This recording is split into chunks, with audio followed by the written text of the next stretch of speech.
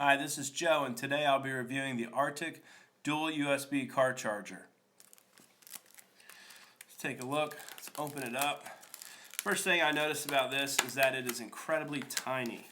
Let's get this open. That off to the side. Look at the size of this. I mean, that is very tiny. Fits right in the palm of your hand. It's actually about the same size as a thumb. It's very tiny, and because of that, it's gonna fit into any car charging port in your car. I know some of them are harder to get to.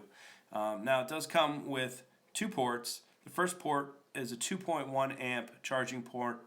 The second port is a 1 amp charging point. So you're going to want to hook your tablets up to port 1 and your smartphone up to port 2. It's got the input DC 12 volt 1 amp, output port 1, 2.1 amps, port 2, 1 amp.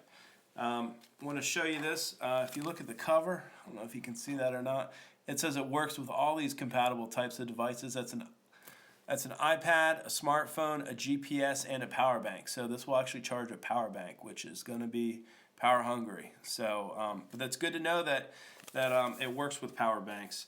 Now you open this up, and it does include an illustrated instruction manual, which is really nice. You can see the graphics on there. It's written on English on one side and German on the other side. So I'm going to take a look and read this because this is my initial unpackaging review.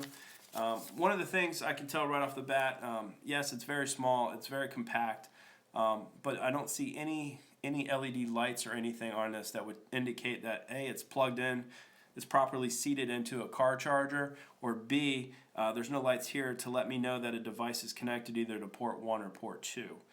So I would like to see some type of a LED light. Now again, I know this is an economy little car charger. It's not a $29.99 car charger, but a little LED light to let me know that something's connected here or there, or that this is actually plugged in and it's getting power from my car charger and I didn't blow the fuse. That would be handy.